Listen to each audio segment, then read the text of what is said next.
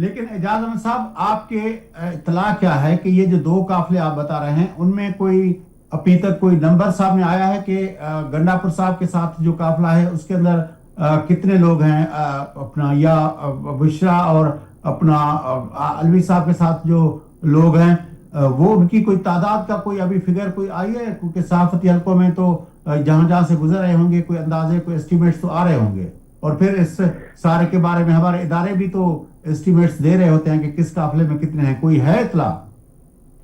जी, जो आखिरी इतलात आई थी वो ये आई थी कि मजबूरी तौर पर कोई 5 से 7 हजार वर्कर है, और उनमें से भी बहुत सारा ऐसा है जो थोड़ा आगे चलता है फिर वापस चला जाता है। अब प्रॉब्लम बीच में कम्युनिकेशन का भी है। जाहिर सी बात है कि जहां जहां हुकूमत ने ये फैसला किया कि जहां जल्द होगा जुलूस होगा उसके इर्द गिर्द सस्पेंड रखी जाएगी ये जो इंटरनेट सर्विस है और मोबाइल सर्विस। तो उसकी वजह से बहुत सारे लोगों से उस तरह राब्ता नहीं हो पा रहा, तो कम्युनिकेशन गैप होने की वजह से प्रॉपर इंफॉर्मेशन नहीं आ पा रही। लेकिन अगर फर्ज कीजिए 10,000 भी वर्कर है तो मेरे हिसाब से ये 10,000 वर्कर भी काफी बड़ी तादाद है। इस्लामाबाद पहुंचने के लिए जो एफर्ट है, अली अमीन गंडापुर के साथ तो पिछली बार इतना भी नहीं था, 3-4 हजार वर्कर था, लेकिन वो इस्लामाबाद तक पहुंच गए थे ना रुकावटें हटाते हुए।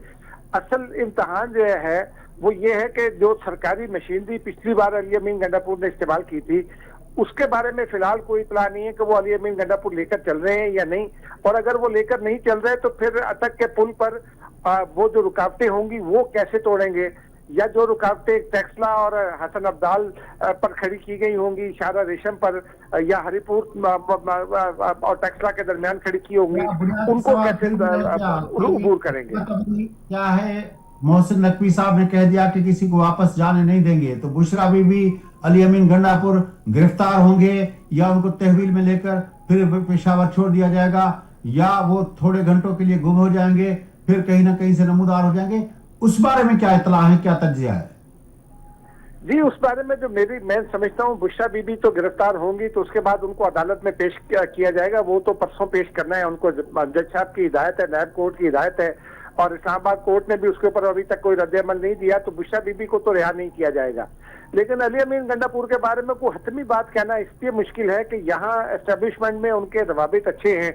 पिछली बार भी वो जब आए थे अचानक गायब हो गए। अभी तक ये मौमा हल नहीं हो सका कि वो 26 नंबर चुंगी से या संजानी टोल प्लाजा से वो मागरा रोड तक और फिर वहां से कुलथूम हॉस्पिटल तक कैसे पहुंचे, उसके बाद वो केपी हाउस कैसे पहुंच गए, और उसके बाद फिर वो केपी हाउस पहुंचकर कहाँ गायब हो गए। तो ये मौमा अभी तक जो मेहनत ये सुलझाने का मौमा ये अभी तक सुलझ नहीं सका।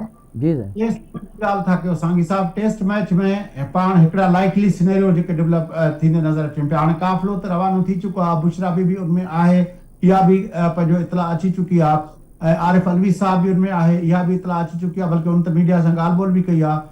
ऐं होॾां वॾे वज़ीर जेको आहे केपी जो, उहो बि जेको आहे काफ़िलो वठी निकितो आहे। हिन भेरे जेको जीअं एजाज अहमद साहब ॿुधायो पिया त हिन भेरे हुकूमत जेका आहे पंहिंजो इस्लामाबाद जे अंदरि काफ़ी वॾी तयारी कई आहे, ऐं ख़ुदि जेको आहे सिंध मां बि पुलिस घुराई वई आहे, कि बलोचिस्तान मां बि घुराई वई आहे, पंजाब मां बि घुराई वई आहे। छा ही जेका टेस्ट मैच जी तव्हां ॻाल्हि कयो था त इहा का लाठी चार्ज थिए थी, का आंसू गैस जी शेयरिंग थिए थी, उनमें को अहिड़ी तस्वीर या अहिड़ी वीडियो अचे थी जंहिंमें आरिफ अलवी साहब जेको आहे उहो ज़ख़्मी थींदे या पंहिंजो उनजो शिकार थींदे, लठ जो शिकार थींदे, या आंसू गैस जो शिकार थींदे, या बुशरा भी इन तरह जो अगर को सिनेरियो थी वञे त पोइ त ज़ाहिर आहे पोइ त ॻाल्हि गरी थी थोड़ो मतिलबु आहे त जेको चार्ज हुन जो वर्कर आहे उहो वधीक एजिटेशन लाइ वधीक उन माहौल ठही वेंदो। बिल्कुलु तव्हां सही था चओ। मुंहिंजो ख़्यालु आहे त अली अमीन गंडापुर साहब जेकॾहिं इस्लामाबाद पहुचे थो त पोइ हुनखे त ही चवंदा बाबा तोसां ॻाल्हियूं था करियूं, सरकारी कम आहे तूं अचु, ऐं पोइ वठी वेंदा आहे। उनखां पोइ को बि सीनरियो थी सघे थो वञी वापसि पेशावर छॾे अचनि, या हिते ई संगत में विहारे मानियूं टिकियूं खाराए, मतिलबु इहो त को बि मुल्क जो इदारो करे सघे थो। उहो एज सच को हुनजी गिरफ़्तारी ॾेखारींदा कोन, मतिलबु त उहो को अहिड़ो हरबुर को अहिड़ो बैड नेम जेको आहे सो हुकूमत पंहिंजे नाले ते खणणु नथी चाहे। बाक़ी जेका ॻाल्हि तव्हां कई बुशरा बीबी वारी, त उहो त ज़ाहिर त उहो चाहींदा त कंहिं न कंहिं तरीक़े सां टकर थिए, ऐं जेकॾहिं टकर थिए उन टकर में जेकॾहिं बुशरा बीबी हुजे पोइ त वाह वाह। ऐं जेकॾहिं आरिफ अलवी साहिबु हूंदो उन सां बि चङो ख़ासो कमु हलंदो। ऐं पुराणो सदर आहे। ख़ैर पाकिस्तान जी तारीख़ में साबिक़ सदर वदर जी को उहो को छा चवंदा आहिनि त एॾी को कोन हुनखे कंदा आहिनि, सवाइ हुननि जो जेको हिकिड़ो सोकाल प्रोटोकॉल ऐं पघार जेको पेंशन हूंदी आहे उन खां सवाइ बाक़ी ख़ैरु हूंदो आहे। बाक़ी इज़त विज़त न हूंदी आहे उन जी का ख़ासि।